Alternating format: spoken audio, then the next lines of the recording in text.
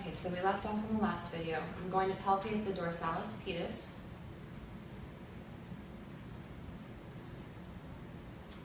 Which is also a 2+, and the posterior tibialis.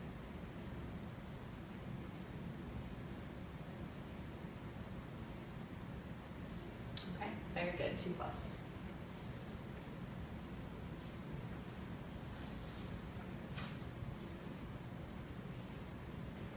Okay, so when you're auscultating S1, you initially start with the diaphragm, and you can rotate to the bell of the stethoscope to listen to more murmurs and softer heart sounds. And S1 can be heard best at the apex of the heart, which is at the bottom, and S2 can also be heard loudest at the base of the heart, which is actually up top. Okay, I'm going to first percuss your lung fields. So starting with the upper lobes,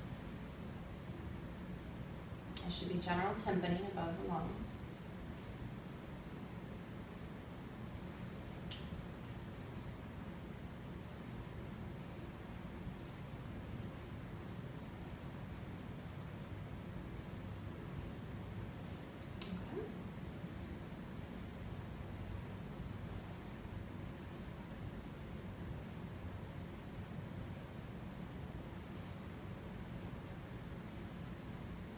Next, I'm going to auscultate the lung fields.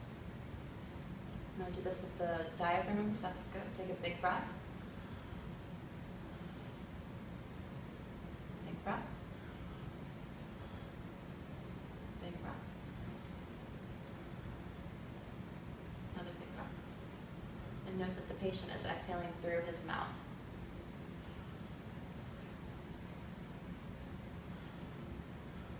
And normally you would auscultate before you would percuss.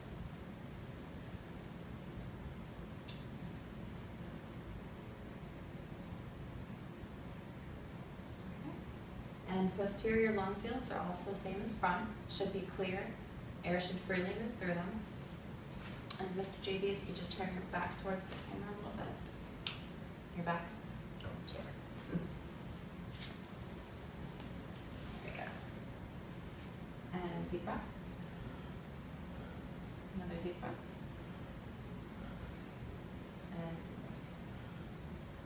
And I would also compare to each side. You go ahead and sit down. Next, I'm going to check for CVA tenderness. Okay. Now, the patient would be sitting up normally, straight. The 11th and 12th rib is where the kidneys lie. So while doing this, I'm going to put one hand flat, and with the ulnar side of my fist, I'm going to give a firm thump. This causes vibration among the kidneys. Any pain, sir? Nope. Okay. The right kidney also sits a little bit lower due to the displacement from the liver. So I'm going to go a little lower for this one. Any pain? Nope. Okay, so no CVA tenderness.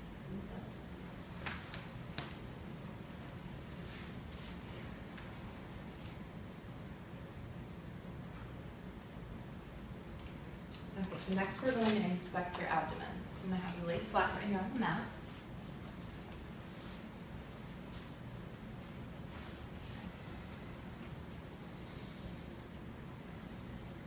Okay, so visual inspection of the abdomen shows no tenderness, no trauma.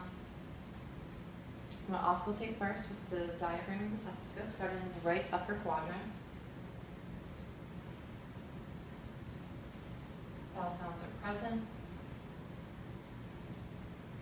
Present in the left upper quadrant. Present in left lower. And present in right lower.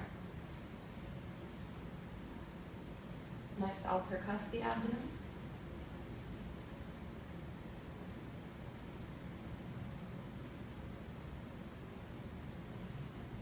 Any tenderness? No.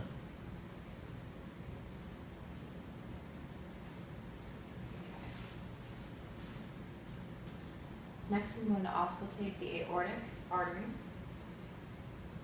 the renal, the iliac, and the femoral.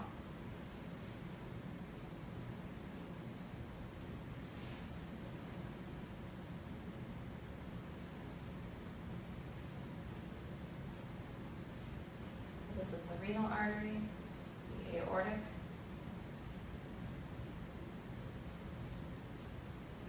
femoral, and iliac. I'm going to palpate the aortic artery, which is right above the umbilicus, slightly left of midline. I'm going to use my 2 fingers to do that with, in a pinching manner.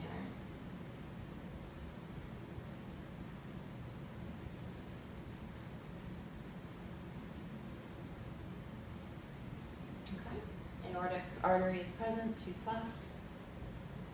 I'm also going to palpate the liver border, which is going to be on the patient's right side, just below the 11th and 12th rib. So I'm going to palpate first, and by doing this, I'm going to take my right hand, place it underneath the patient's back to support and slightly lift. I'm going to use both my fingertips to lightly palpate around the edge of the ribs. Usually the liver is not palpable unless it's enlarged. I'm also going to percuss. It should be a dull flatness over large organs.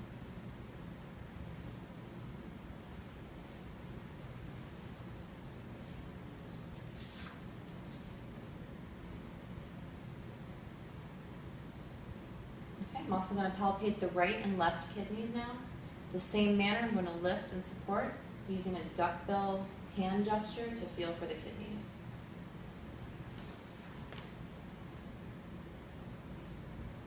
Usually the kidneys are not palpable either. Okay, I would do the same thing on the other side on an exam table.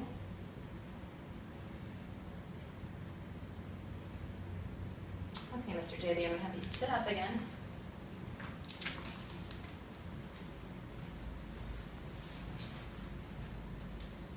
Alright, I'm going to check your cranial nerves now. I'm going to have you turn your head against my hand. Push hard. There we go. And shrug your shoulders. And this is against resistance. This shows that the cranial nerves are intact. Okay, next I'm going to check your upper motor sensory function. Take both your hands and pat them on your knees as fast as you can. Very good. It shows that your neurosystem is intact. Alright, I'm going to do your figurative thumb test. This is also testing your cranial nerves. Touch each of your fingers with your thumb. Good. And on the other hand. Very good. Take your finger, put it out in front of you. Touch my finger. Now touch your nose. Very good. Alright, I'm going to have you lay down for just one more second.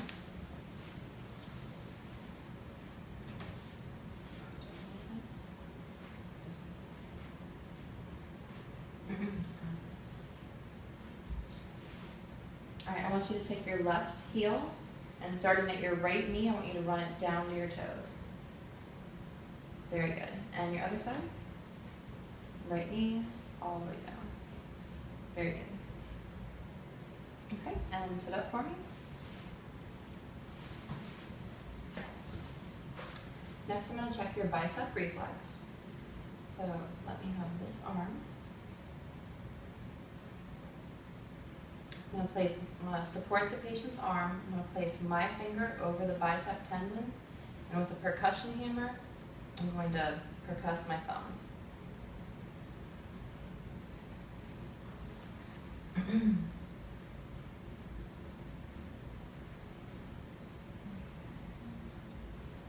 Next, I'm going to test the patient's patellar reflex, and with a percussion hammer, I would let the patient's knee hang loosely, relax.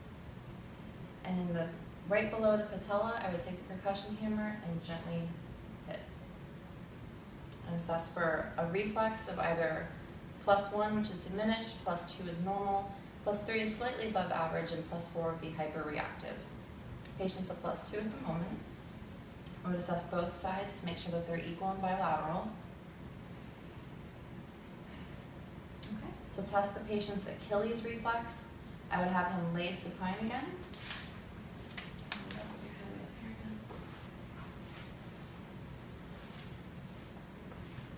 Okay. I'm going to bend your knee over the side here. Relax, let this leg fall open. I'm going to dorsiflex your foot, and with my percussion hammer, I would hit the patient's Achilles tendon right here to assess for a normal reflex. If I had a tool to measure vibration, a tuning fork, I would place it over the bony prominence of the patient's toe and assess for general feeling and placement. I also run my finger up the side of the patient's toe to assess for sensory.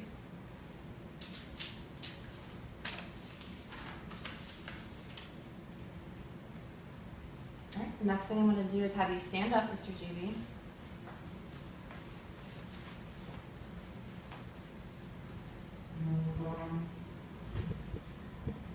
The last part of the exam is called the Romberg test. You're going to stand straight up with both feet together.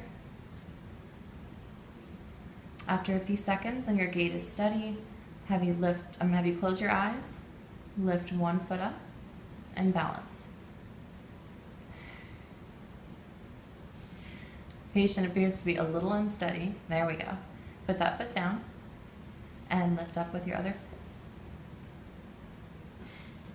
Okay, that's okay.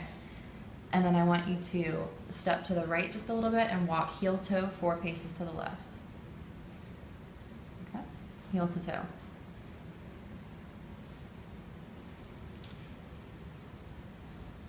Good job. All right, and that concludes our head to toe assessment. I would wash my hands and thank the patient and ask him if he has any questions or concerns at this time.